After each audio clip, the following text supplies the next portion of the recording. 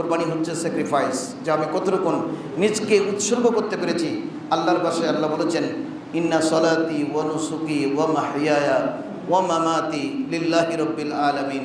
তুমি বলো, নিশ্চয়ই আমার নামাজ, আমার কোরবানি, একমাত্র আমার হায়াত এবং আমার মৌত একমাত্র লা ইলাহা ইল্লাল্লাহর জন্য। জোরে বলুন সুবহানাল্লাহ। ইন্না সালাতি, আমার নামাজ, এখানে আর কারো জন্য নয়, একমাত্র লা শরীকা আল্লাহকে খুশি করবার জন্য নামাজ পড়তে এসেছি। নামাজি বলবার জন্য নয়, মানুষ আমাকে ভালো লোক বলবার জন্য নয়, মানুষ আমাকে আবেদ বলবার জন্য নয়, মানুষ আমাকে ইবাদতকারী বলবার জন্য নয়। যেই আল্লাহ আমাকে সৃষ্টি করেছেন ওনাকে রাজি করবার জন্য ওনাকে সিজদা দিতে এসেছি। ইন্না সালাতি ওয়া নুসুকি, পাশাপাশি আমার কোরবানি। আমি যে কোরবানি দিচ্ছি স্পেসিফিক দুটো কথা, এই দুটোর মধ্যে রিয়া বেশি। কোরবানির মধ্যে রিয়া, রিয়া মানে লোক দেখানো, যে আমি কত বড় গরু কিনতে পেরেছি, আমার গরুটার সমাজের সবচেয়ে বড় কিনা, আমার গরুটা দেখতে নাদুস নুদুস কিনা।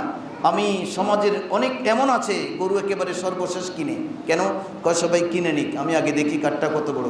আমারটা যদি সবচেয়ে বড় না হয়, তাহলে আমি কিভাবে মাতব্বর হলাম, আমি কিভাবে সর্দার হলাম, আমি কিভাবে সমাজপতি হলাম, আমি কিভাবে নেতা হলাম, আমি কিভাবে এত বড় সওদাগর হলাম, আমারটা সবার বড় হবে না কেন?